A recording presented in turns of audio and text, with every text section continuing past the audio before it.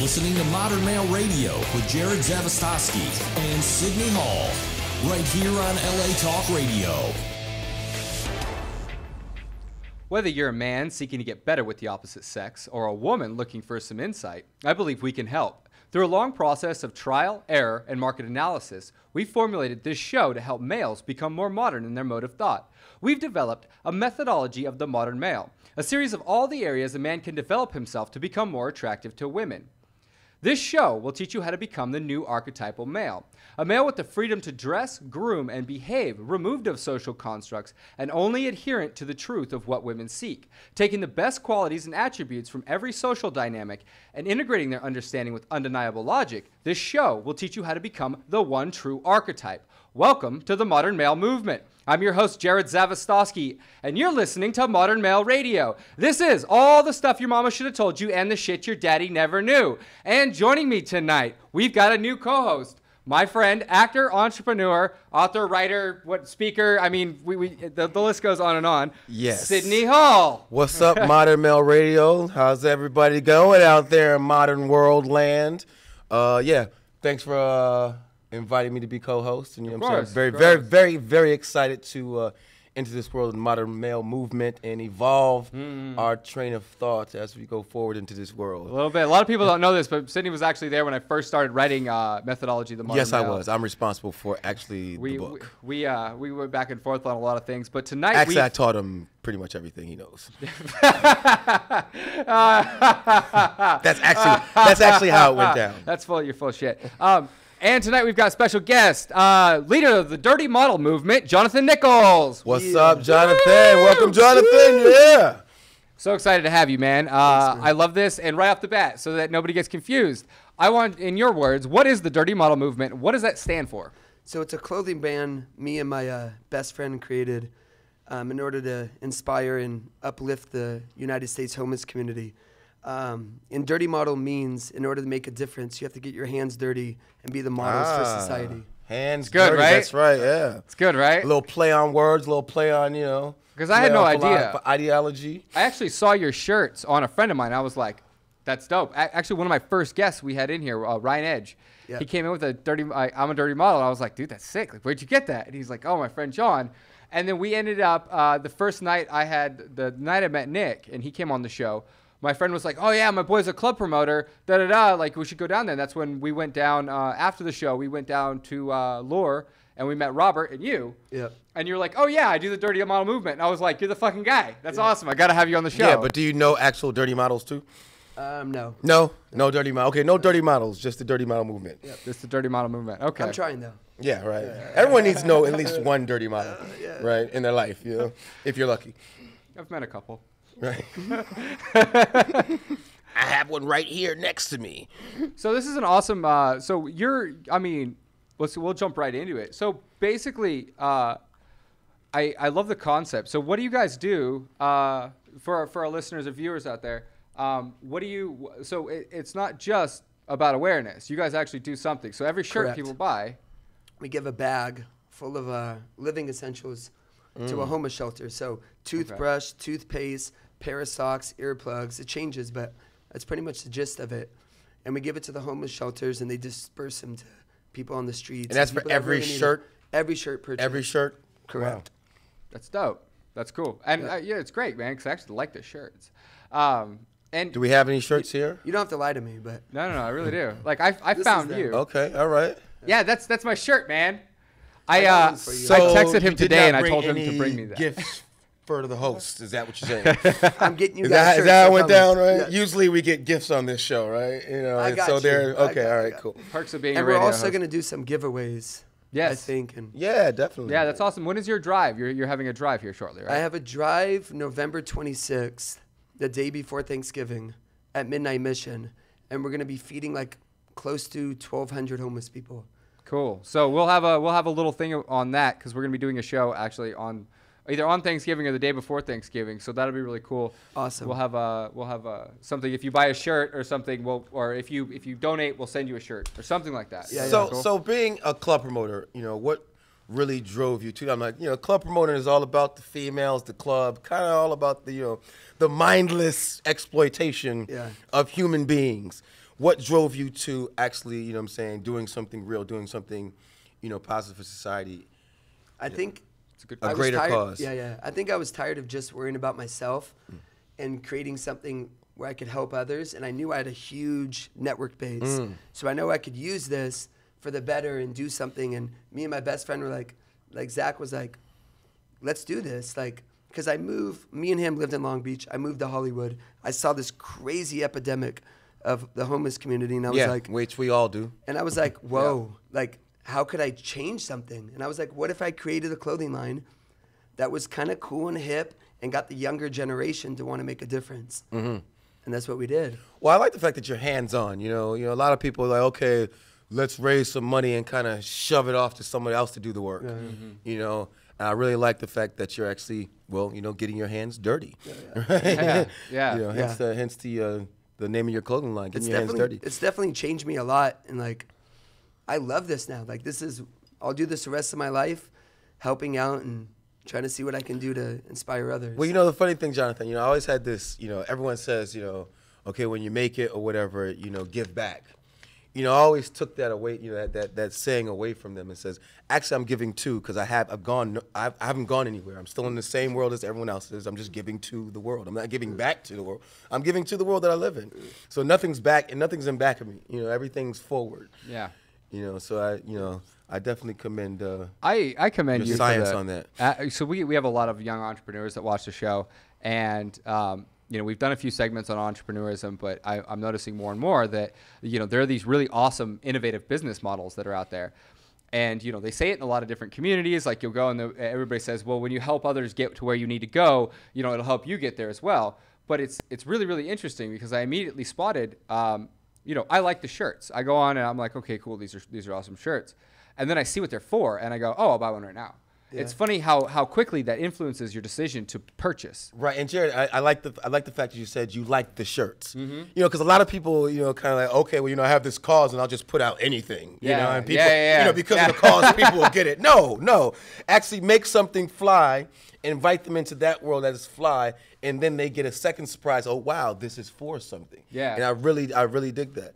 I really dig that about it. And not only, like, the flyness is what caught my attention. If it was just for something, I'd be like the Live Strong Blade. Unfortunately, right? Unfortunately, it's just for that. You know, right? That's me fly too. There's a funny dynamic there, that it's like, if it's just for something, you don't really care. But if it's just a cool shirt, you're like, okay, well, that's cool. But when the two are combined, for some reason, there's a really compelling, you know, I'm going to buy this right now. There's no debate. Yeah. It's like it's fly, so you know, just support the flyness, but you're also bringing a step forward and supporting, you know, human existence, you know, and our humanness. It's really interesting. So I'm sure you learn a lot about these people, you know, while you're working with them. Do you feel like the general public has a big misunderstanding about the majority of homeless people? Yeah, I think a lot of people don't know what exists in the United States. Like, we know. They kind of hear of but I think a lot of people kind of hear of it, or people in like other states, they don't really see it and know like the serious issue it is, and like how many people. And that's because they're here in LA, right? And why do you think that is? You know, I'm like, this is a very poignant topic in terms of homelessness in the United States. You know, everyone kind of looks, and you're exactly right. Everyone kind of looks as this poverty and homelessness outside of the U.S. and we rarely actually look inside of, you know, our own backyard and actually deal with the issue in our own backyard. I think some people are embarrassed too, and they just turn their back because they don't know how to solve it. They don't know what to do, so they kind of ignore the issue. So what we're trying to do is show people what's going on, and if we come together, we can make the difference. Or people just self-involved, maybe. You know, caught in the rat race. You know, worried about their own issues. I think a lot of people, yeah. And I mean, a lot of people are struggling, and you know, they're out there, they're working every day, they don't have enough money, you know, and they're out there pounding the pavement, and you see somebody walk up, sitting down, going, hey, can you help me? You kind of go, I can help you up, and I can tell you where to go to help yourself, but I'm sorry, I can't. Do you think people have Jonathan, do you think people have a disdain for homeless people? I don't know. I really just think that, I think everyone is just different, but I think for the most part, people are just kind of, a lot of people are scared. People just don't know what to do and how to help. And I just feel like that's what we really want to do, is show people how to help. I mean, all you got to do is kind of talk to them sometimes. Like you said, Jerod, give them advice, tell them where to go. A lot of times you could just do that. You don't have to give them, right? You don't have to give them money. Yeah. There's a lot of ways to help. A lot of ways to help. We have to be the creative in the ways we help, because you have. I actually used to pay homeless people for their time. They'd ask me for money, and I'd be like, okay, you got $1, and I'd be like, okay, cool, I'm gonna give you 20, but you're gonna sit here and you're gonna listen to me for an hour. How bad do you want that $20? Is it worth an hour of your time? Because I'm gonna sit here and I'm gonna tell you what to do with your life. And there've been a few times where, I mean, especially on Hollywood Boulevard, like where we've all been. Where I used to live there. I think you lived there, and you used to live there. You'd see kids coming up, they're catching on to the fact that you don't actually have to be homeless to look homeless. And if you sit there and you panhandle long enough. Yeah, you have the panhandlers. And it's crazy because when I was a kid, this is actually kind of embarrassing to admit, when I was like 15, and I was a reckless youth and I'm running around and, we were trying to get drunk before we had the means to do so, we would actually go and talk to homeless people underneath the bridge, and we would get them to go buy us the alcohol. And that was the easiest way to get alcohol when you're 15. And it was funny because a lot of them actually taught us how to panhandle.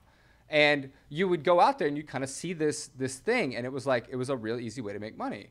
And I part of me has a real big problem with that, a real big issue, in that I don't think that it's easy enough for people to get up, but I also think that it's a little too easy for people to sit there and put their hand out. Yeah. What do you think?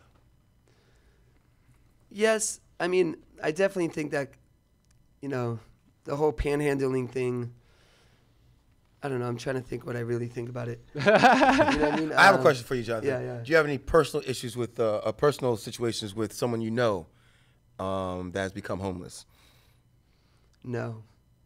I asked that for a reason, and I really started to pay close attention to homeless. I'm like, don't get me wrong, I'm no saint. I've kind of lived a oblivious, self-involved life at one time. Mm-hmm. And about 6 years ago, a friend of mine, a very good friend, young guy, went to college, good looking, had everything going for him. And I met him when I first got here. 3 years later, I saw him on the streets homeless, and I couldn't understand it. I was like, you're young. He was younger than me, educated, had everything going for him. Yeah. And literally I saw him living on the streets. And I was like, wow. And that really helped me to reflect and to like, wow, like that could be me. That's me. I looked at him as like that, that could be me. Yep. That's, he's just like me, from the same type of family, from the same type of neighborhood, same upbringing, same opportunities. Did you figure anything out from that? Did you was there anything specifically that you talked to him that you gleaned from that? Well, I understood that, it was definitely a lot of his choices, a lot of his choices, he was battling with drug addiction, which is a sickness and illness. It's a big, which is a sickness and illness. And, the funny thing is, I kind of was, I'm the type of person that's tough love. Mm-hmm. So I was like, okay. And at first I was like, yo, what's up, Sid? He's talking to me, and he seemed in high spirits. I was like, wow, you're very high spirits to be walking around with a plastic bag wrapped in a plastic bag, hair all out. So he was like wearing a plastic. Oh yes, he was, plastic bag homeless guy. Okay. And I was like, I'm gonna give him this money, but I'm gonna give him also. I'm like, here's some money. You call me, or find me. He knew where I lived because I lived right. He was homeless right down the street from me, and I said, this is the last time you get any money from me. If you need help, I'll help you, but it's the last time you'll get any money from me. Yeah. And that's what I left him with, because I was like, tough love. I'm like, okay, this is the first time I'm seeing this, so I have that sympathy, and I have that empathy. But I was like, this is the last time you get any cash from me. We got a caller. Hold on. All right. Let's see what we got. Caller, you're on the air. Hi, hello. I'm Santos, calling for the California Department of Public Health in Sacramento with the assistance of the Centers for Disease Control and Prevention. Are we in trouble? This a resident? What was that? Are we in trouble? Uh-oh. No, not at the least. Not at the least at all. Is this a private residence? You're on a radio show, bud. Oh, I'm on a radio show. All right. Am I say live hi. or what? Say hello, right? You're actually hi, live on the air. Are you a telemarketer? I'm not a telemarketer. No, we're Sacramento State students doing a survey for the Department of Health public health. And Oh, so well, forth. give us So a we- survey on Yeah, the yeah, air. Yeah, we're going to take the survey on the air. Yeah, love it. What is the survey? Well, which radio station is this? This is you're on LATalkRadio.com right now. Modern Male wow. Movement. Modern Male Radio. Wow. All right. Well, hello. I don't know what to say now. How you We doing? were Well, talking about homelessness in the U.S. which it's Okay. poignant that you call. Yeah, yeah, right. God has sent a signal. Okay. What about it? And what about homelessness? Well, we were talking about our different opinions of homelessness. We've got a special guest on who actually is Jonathan leading an altruistic effort Nichols. to help the homeless. And yeah, so you guys work for the Center of Health. Do you guys deal with that at all? Do you guys deal with homelessness? Obviously. Well, what we're doing is that a part of the survey does help kind of locate and kind of give the answers to the people, kind of dictate like what policies and so forth would help the homeless, for example, and other health issues and problems. So this survey is collected. So it's collecting with a information lot of to different build questions from a lot policies of different around it. backgrounds. Okay, so Yep. what do you think? What do you think? About- Which policies? Give us a rundown of the policies and tell us what you think about each one. About the policies that the survey does? Yeah. Is Well, talking the about? information it's that not- you're it's not collecting anything more- mhm. to Well, the information the that you're study is collecting. designed to monitor chronic illness such as cancer and heart disease for early detection. The state of California is better able to access the healthcare needs for the people in certain communities and help design, educate, and prevention programs. But is that also in the homeless community? That could be a part of it. Yes. Could yes, be. that definitely could be a part of it because we do ask some questions that do that. And Because that's a big community, don't you think? Yeah. oh yeah, for sure, definitely. These questions, Do you definitely, survey? Do you go down and survey the homeless in terms of, where they're at, their needs, and things like that? Not They only really care about the taxpayers. specifically. It does do questions that pertain into like maybe people who are a part of SNAP or WIC.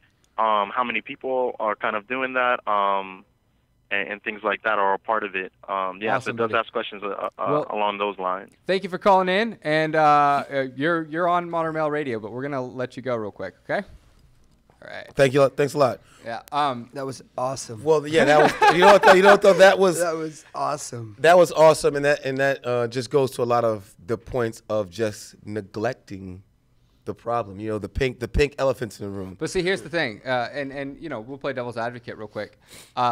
If somebody's going to sit there and they're not going to do anything, they're not going to take advantage of any of the opportunities that are there, and all they're going to do is do drugs and let the system support them. Well, that's not the whole homeless problem, though. I can You see have a lot of mental illness. Well, and that people don't understand. big. That's what Skid Row is. Right. You know what I'm saying? And I was talking about that earlier. It's like, it's the understanding of homelessness. That empathy. It's really it's like, okay, there's a whole gamut of why people are homeless. You know what I'm saying? Yeah, it may be, because of drugs, maybe because of this, because of that. And to understand those reasons, and I think that invites you more into the lives of them when you start to understand the different situations and different, trials and tribulations that they're facing. Yeah, definitely. There was a president, I forget which year, which term it was, that actually he decreed that we could no longer keep a mentally ill person. Ronald Reagan. Yeah, Reagan, Ronald Reagan, against their will. yeah. So this dumped the entire homeless population out. And it's funny because I actually have a lot of experience with mental illness. So coming from my perspective, somebody that actually battled that a lot early in my life, and seeing the propensity for drug addiction, seeing the propensity for habitual behavior and neurotic habits, I could definitely see I could definitely feel for a lot of these people. But at the same time, there comes a point where you go, this isn't my life. I got to do something to make it better. Or do you feel like those people are so far out of that? Should we be putting a Band-Aid on this? Well, it's a support helping structure. them? I think we do put a Band-Aid on it. I think it's like, okay, we got some shelters, we got this. We don't really address the problems. We don't address the foundations of the problems, which are mental illness. We don't put structures up and institutions to actually, we don't utilize our government budgets to actually deal with those problems. I actually don't like calling it mental illness. It's like I forget what the. Well, it's mental and it's illness. Yeah, but so it's mental illness. I'm like. And let me say something too, because Veterans Day Day just passed. Yeah. And post-traumatic stress. Yes. A huge portion of the homeless population is veterans. Are veterans. Yes. Okay. Do you dealing find with PSD? You know what I'm saying? Post-traumatic stress. Do you feel like it is mostly PSD? A lot of it is. I think a lot is, yeah. A lot of it is. So it's funny that the government creates propaganda, puts guys through this meat grinder, then dumps them back out, and then ends up creating tax programs to support them afterwards, after they're at rock bottom. It's like, well, they're not even supporting them. there are government aid programs and shelters and stuff, right? But they fill up. Yeah. Is that the main underlying thing? Is that there's just not enough resources? Yeah, I think so. And that's exactly what it is. Yeah, and here's my thing too is like, you really just have to. But okay, so if you do want to find like all the places that are really helping in the shelters, like I want to talk about this. Midnight Mission has been around for 100 years. Mm-hmm. So they fed 3 meals a day for 100 years. They haven't missed one meal, and they now feed up to a million meals a year, and they house about 250 people at a time. So what they do is in their facility, they get people clean that are on drugs, get them like jobs, put them in the mission, have them work, and then put them out in the streets and kind of build their lives again. And that's why I love working with them. And that event, November 26th. And this is a private organization? This one's a private organization, correct. What's their recovery rate when they actually put somebody through the program? How many of them? I'm not exactly sure of their success rate, but I know they've been around forever. They have tons of support. And it's, we government grants and things like that. We fully support them, and they have everyone supporting them. Steve Martin, tons of celebrities and tons of people that really love this mission. That's awesome. So I mean, that goes right into it because a lot of the problem with people would love to help people. Mm-hmm. I think people really do have a deep desire to help others, but they want to make sure that their help is going somewhere. If I give a homeless guy, like you were talking about, like when you give somebody money, you want to go, hey, I mean, sometimes I'll give a guy money and I'll be like, cool, go buy a beer. It's on me. Like, have fun. But, when you give somebody money, you kind of want to be like, hey, I will fucking break my back to get you here. If you can commit I'm going to be devil's advocate on that. I think people give money, I really think people just give money to make themselves feel good. You think so? Yeah, I think when you're walking through town and you see a homeless person and they ask for something, you kind of give it to them to say, oh, okay, I kind of did something. I don't really think there's this whole deep intrinsic, this great. I'm like for a lot of people I don't think it is. I think it's just okay. You know what? I did something today. Okay. I mean, I think some people do that, but I think some people do that, and other people just really want to help. And maybe they don't know how, so they think giving money is the only way they can make a difference. Well, it's definitely a shortcut for some intrinsic reward, just to give some money and go on with my day. Yeah, I'm like I think we're very smart and intelligent people. If you really wanted to, you know how to do some research to go to school. You know how to do some research to get a job. Why don't you know how to do some research to actually see what the homeless problem is and help the homeless? I'm like, so that goes back to my point. It's like people just do things just to say, okay, they're fine. People know how to do things. If you really want to do something, I think people know how to do it. You know how to. If you really want to help, if you really want to conquer the situation, you know how to do that. We have Google. We have, the information is out there. We don't no longer have to read Encyclopedia Britannica and page through volume A through Z to get some information, or go to the microfiches in libraries. We have Google. If you want to get to something and you want to learn how to do something, it's the access is there. It would be great if we could find a way, something that, was something that mentally ill people could do. We consider it a disability to be autistic. We consider it a disability, to have all of schizophrenia and all these different things. But I really wonder if we put our minds on it, our collective minds, and we could find or create an industry for these people, something that they could actually go, hey, something that they could sit in. Well, I like the way I like the fact that you said that, because I have a different terminology. I don't say disabilities. I say you have different abilities. You know, right? You just have different abilities. You know, I'm like, everyone's not born with fast feet and can run 100. You know, I'm like, can run a 100-yard dash in less than 10 seconds. But autistic people are great at math. I have different abilities than you. Amazing at math. So if you put they're 100, amazing at different things. You know? But I mean, we'll just say for the sake of argument, they're all amazing at math. So for the sake of argument, if every autistic person is amazing at math, you put 10 of them in a room and you have them doing tax returns and crunching numbers and stuff and code breaking. And then you have the altruistic people who need, to help people, like, people want to be school teachers and they want to. Well, that's my point. They have different abilities, and you pinpoint people's abilities. Exactly. That's how you do. You do human beings like that. Not everyone has a mathematical mind. Not everyone has a artistic mind. So naturally, you go towards your ability as a person. You say, okay, I'm going to go to school for this because that's what my ability is. Yeah. Exactly. So we can help. We can help out society and say, okay, these are these people's abilities. So let's start creating industry. And businesses for that. Some way, because it's like, and then there wouldn't be such disdain on it. What do you think, John? Yeah, I agree. I think that'd be amazing. I mean, the whole thing is just doing something and making something happen, and is doing something, moving it. I like to say, just doing something, moving it forward. Get off the sidelines. Yeah. Get off the sidelines. Because the slogan we use a lot is anything helps. Because people don't really know what to do, and we really just want to, like, volunteering and going to a shelter and just feeding people for one day makes a big difference. But I think that's where you come in, Jonathan. It's like, you're this popular promoter in Hollywood, one of the big, juju cities and going out cities and popular cities, and everyone wants to be you guys. Yeah. And I think that you're putting your foot down and say, okay, well, yeah, you want to be me? Well, this is me too. This is what else I do. And I think that's the way, actually. The way is showing the way. Yep. That's what we really try to do. And utilizing our networks. Mm-hmm. It's the number one slogan. Get the fuck up and do it.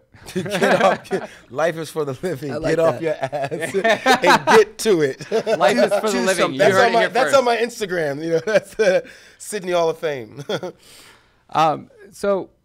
It's funny because I always write out talking points, and we always just end up going right through them anyway. But it's interesting because Sydney, you started a club in South Africa. You guys. Mm-hmm. You guys are both promoters. It's funny. And you've seen poverty on a level that most people never have, never will. In South Africa and a lot of those communities and areas. But we were talking about this the other night and how they're so hustling centric that the second they get a resource, they're just boom, and they've already exploited it. They're already like just they're so ready to work. Yes, some. Some? Okay. So give us a back and forth on this. What are the differences between? I think American society. If you're talking about South Africa, you're talking about a very new democracy, and you're talking about new access to a lot of things. That we take for granted over here in America. Mm-hmm. Because you're talking about a democracy that was only started in 1994. After the election of Nelson Mandela. So you're talking about a 20-year-old democracy. Before that, people were basically in slavery, locked down, during the apartheid regime. So, you have this new freedom. So with new freedom, you have, I'm saying, you say, okay, I need to get out. I need to do something. I can actually go to this different suburb free. I can walk over here. I don't have to worry about, being checked for my passbook. In American society, we've been, I guess, roaming free for a long time. So a lot of things we take for granted. I think we take for granted. It's like, okay, I'm homeless, I'm this, I'm that.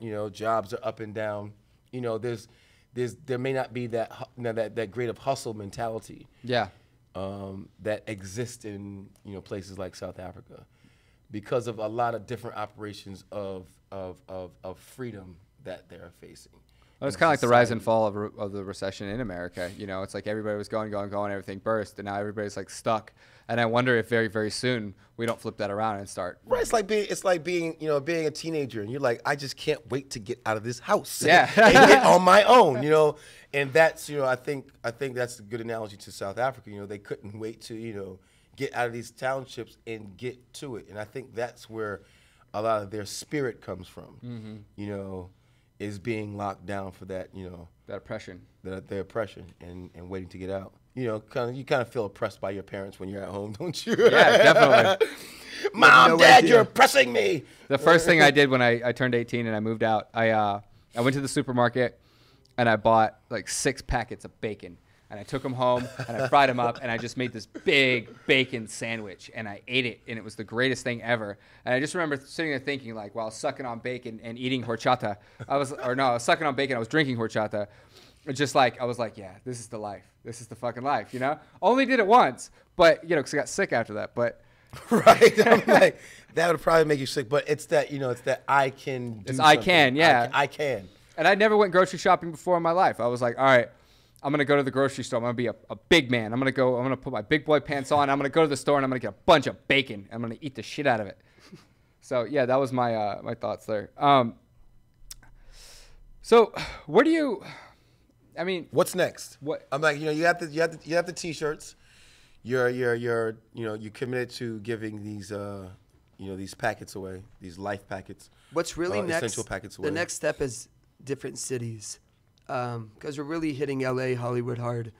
So we're gonna go to San Fran, then Atlanta. So just city after city in the U.S. That's our goal. Until people get it. Until everybody. The movement. Gets it. It's really a movement. Yeah, that's awesome. So are you linking with other promoters in these different cities? We will, correct. Okay. Yep. Is it going to be promoters? Promoter base. I'm like, I think that'd be. I think first of all, no, I think that'd be awesome. That is a really dope concept. If it was a promoter, because promoters have these huge networks, and you're right, like you said earlier, we have these huge networks of people that kind of follow our every whim. You know what I'm saying? Yes, it's usually in line with coming to the club, but utilizing that, you know what I'm saying, that ear for another purpose. And I think that you know, maybe you could take this as an idea. You know, you make it a promoter network. Yeah. And that's what, you know, that's because promoters, you know, as promoters, you live this life of kind of like nonsense, I guess. It's just, I hate to say it's nonsense, it's the party life. You know, sex, drugs, and rock and roll. So we're definitely going to do that, one of our things, but it's mainly influencers. So anybody that has a big network. So actors, athletes, promoters. Yeah. Those are the people that we really hit, because those are the people that the young generation is looking up to see what they like. It's like, I think just do promoters. Do promoters, because promoters aren't doing fine. Do promoters, because promoters aren't doing anything. You know, right? So you hit them hard. Whatever you say, I promise. You challenge them. Yeah, and you give them an altruistic banner to hide under, you know? Because, you know, it's funny because when you give somebody a choice and it's like, you kind of give them a choice, but there's really no choice. And it's like, hey, you can do something good or you can be an asshole. Which is it, dude? Right. You're going to be an asshole or you're going to do the right thing? Cool. Take the shirts. Like, distribute them amongst your followers. Because I know you feel bad about not letting those people in and calling that girl fat. So, you know what I'm saying? You can balance that out by helping the homeless, right? So what we do with the promoters, though, in the clubs is we do, like, food drives, clothing drives at the nightclub. So when they come to the nightclub, they show up with bags of, like, canned food, clothes, and then they party. So it's like you're giving and you're having a good time, and that's what we do with the Ding, ding, ding, another idea. I think you should get at the clubs and make that a try to get the clubs to make that a prerequisite for people promoting at clubs. You have to do this too also. A what? And make a prerequisite for, if you're going to promote at this club, you got to be involved in this program. Done. Right? You get at the club owners and the GMs. That's how you do it, right? Yeah. You got something. Yeah. It's called, that's right. The mind of Minota. So, I mean, is it just that your heart goes out to these people? Like, where do you get your drive and your motivation from? I mean, obviously, you are an entrepreneur. This isn't the only company you own. Is it sympathy? Correct. Is it just sympathy? No, it's I'd say knowing that I can make a difference. And once I started doing this, every day I fell more in love with it. You know what I mean? Like, I was like, I didn't know exactly like how I'd feel about it, and now it's just like it's a part of me. It's like I love making a difference, and every day I don't know like. Did it start off as sympathy? No, no. It started as like. Because I have this saying, sympathy's for suckers. Yeah, it's you know not what I'm saying? I don't like. I'm like empathy. You know what it is it's like. I looked at it and I was like, I think I can make a difference. And then I thought, you live in the world too. How can we make a difference? And then we started thinking a cool clothing line that people liked could this is your influence world. people This to is make your it- world. to care. You got to take care of your backyard. Yeah. We have to take care of our backyard. And I love that you actually came up with something cool, because there are a lot of things out there, like, you just make something to make something. But Right. I'm sure a lot of people think that stuff's cool. Like It's like, I have this water the bottle. Live Strong bracelets were like a cool idea. Everybody's like, oh, wow. Like, I want this piece of string and I put a bead on Jared, it. That bracelet's $500. right, I want to meet the guy that came up with the fucking bracelet and be like just slap him across the face and be like, really? Really? Those are the ugliest fucking bracelets on earth. Is that as far as it went? Is that as far as your mind went? Yeah, it's about as far. That really is just as far as it went.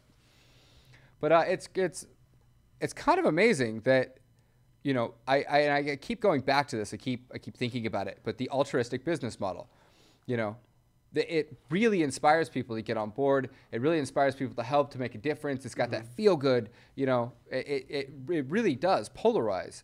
And it's funny because you'll probably end up making more money off this than if you did anything else ever, because it'll light fire. It's a real problem. Everybody feels for it.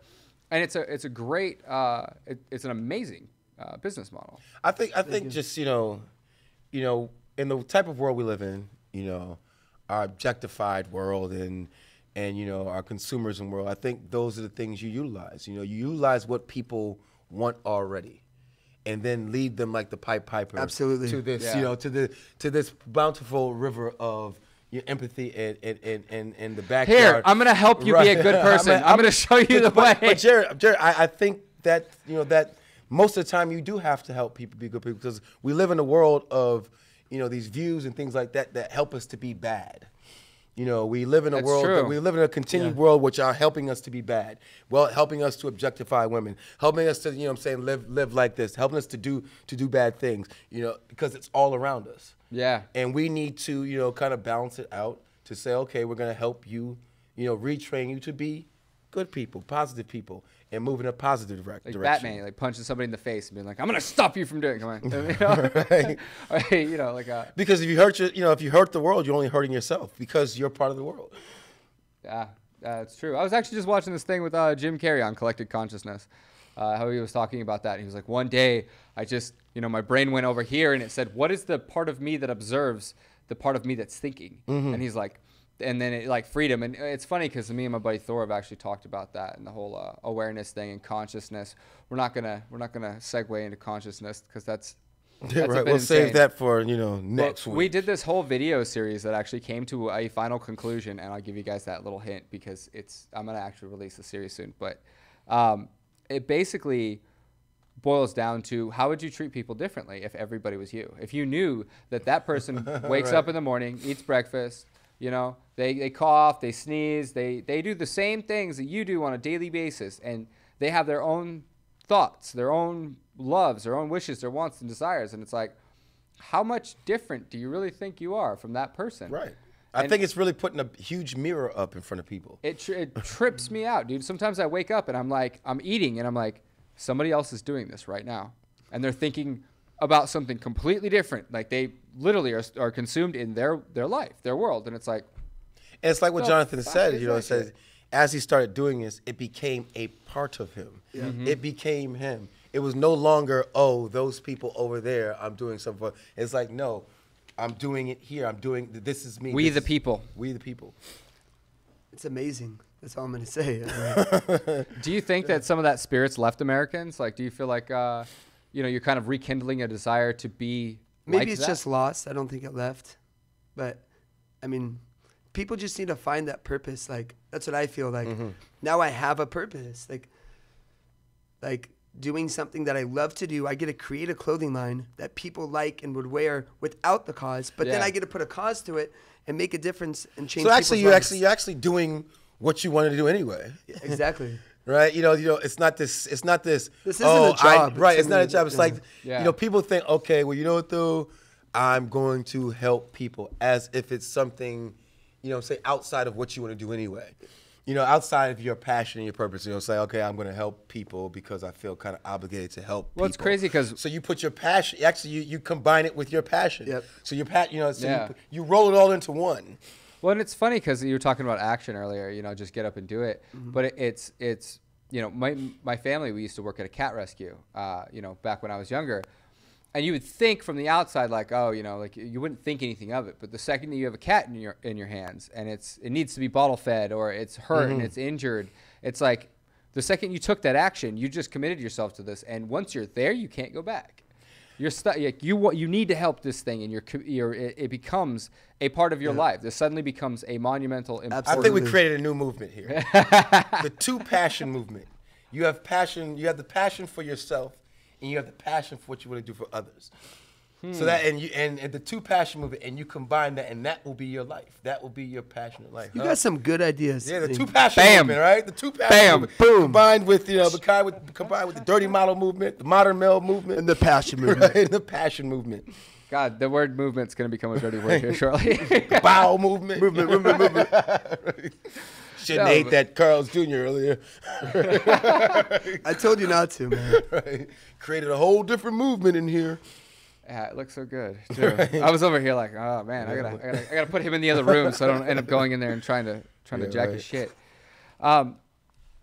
So I want to get to what can we do? What can we do? On a daily basis to help movements like yourself.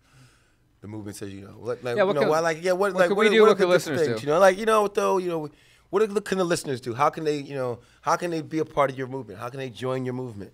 There's a few ways. The first one, I'm going to say, you could buy a T-shirt that gives a backpack, wear the shirt, tell our story. All our shirts are very big, bold. It's either the face, if you can see, or it's the wording. We're on radio. But so people but it's the face. They can see it right there. I know. Or it's the wording, and people are like, what is that? I'm a dirty model, and you get to tell our story. It's huge. Which is awesome. Will you repeat that again? The methodology behind that?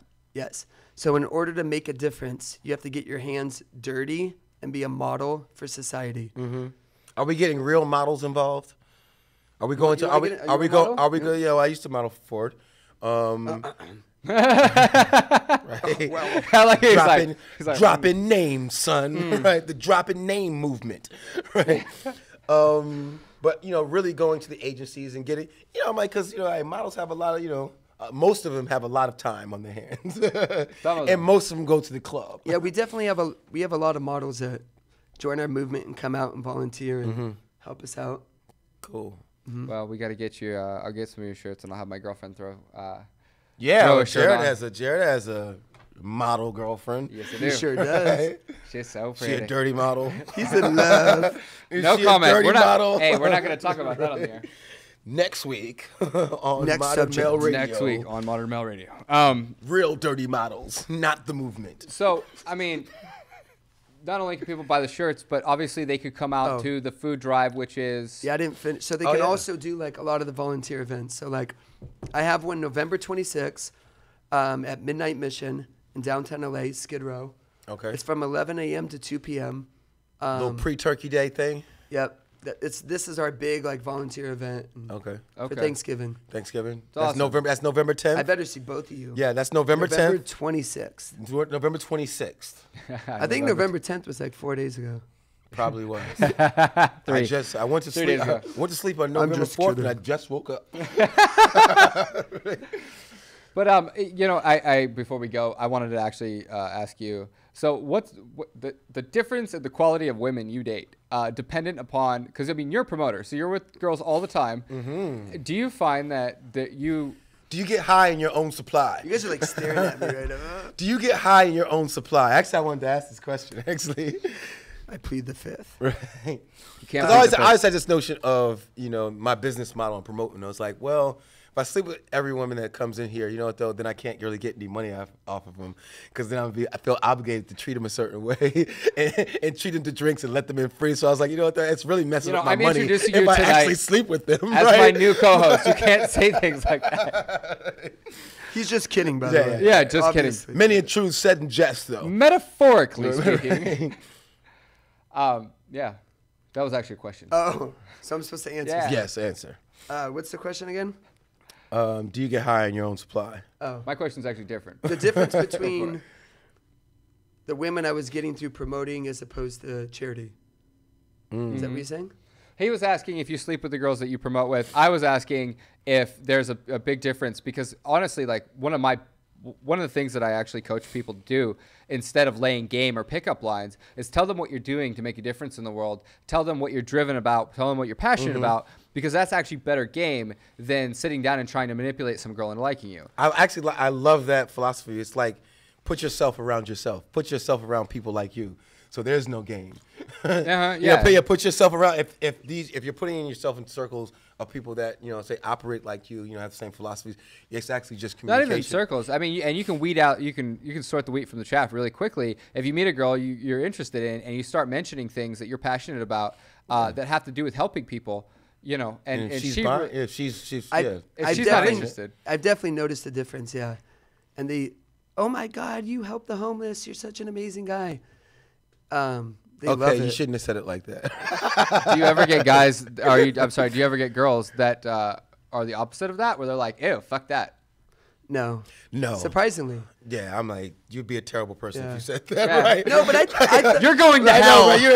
That's an automatic trip to hell. But you never know, because I know some people are kind of scared and they have a bad perspective of the homeless. So, I kind of expected that, but no. People in the clubs are not bad people, man. We're really good people. We just like to party a lot. Right? Don't lie to them. I know, right? We're really good. We really are. We're good people. So, are you dating anybody right now? That's a good question. Ladies, I'm single. Ooh. Uh-oh. Promoters are always single. My number is. I'm just saying, promoters are always single. We will have a link up to the Dirty Model Movement on my website at the end of the show. Probably uploaded tomorrow. And we will also have a link to your Facebook, probably. Yeah, if you want. Our Instagram. Instagram? Cool. Would be awesome. So do you, in your phone, do you have party girl, and then, what I'm saying, under certain names, party girl, and under certain names, good human being. I really don't, but that's really helping the homeless with me. It's a great idea, though. Right? You gotta separate. I do not, people, but you're a genius. Would people win points if they bought a shirt and then they gave it to a homeless person? I would think that was amazing. Ooh. Yeah. Ooh, wow. And great then they idea. took a picture and put it on your Instagram. These guys and their ideas. They're making my business better. Because it involves you. It's not like, and that's what I was saying about earlier. People kind of, throw the money at the person and kind of run away. That's the interaction with people and homeless people. Or they buy the shirt and they get a second one for like $10 or whatever the cost is, and then they put that on the person and they get to take a picture with the homeless guy. With the shirt, shirt on. Hey, I will do that. If anyone buys a shirt, we are all human. Yeah. Send your pics into what's your Instagram? At Dirty Model Movement. Okay, cool. I think I follow you, or you follow me, or something. Well, I'm gonna start following you. Yeah, you better. I'm gonna start stalking you. We're gonna follow you after the show. Right, this is new. Now you're scaring me. It's actually a new thing. It's just stalking now. No longer following. Right, it's stalking. Yeah. Instagram. I stalk so many people. I stalk so many people. Cool. So you can find us. You can find him at thedirtymodelmovement.com. Is that right? Yep. Cool. And Sydney, you can find Sydney on Facebook. Facebook is, what is my Facebook? Geez, Sydney Hall. I don't know. Sydney Hall is my Facebook, and Instagram is Sydney Hall of Fame, and my Twitter is Sid Money. Sid Money. We gotta change that. Sid Money. We gotta get out of that gangster stuff. Nah, it's nothing to do with gangsters. It's because I had a paper route when I was younger. Nothing to do with any gangster things. It's because I really worked hard for a living. So you can always find us at methodologyofthemodernmale.com. Again, that's methodologyofthemodernmale.com. The Modern Male Movement on Facebook. And I'm your host, Jerod Zavistoski. And I'm your co-host, Sydney Hall. And say goodbye. And I am John Nichols. Cool. That's it for tonight, folks. Thanks for tuning in. Thanks for tuning in to Modern Male Radio. Until we see you again.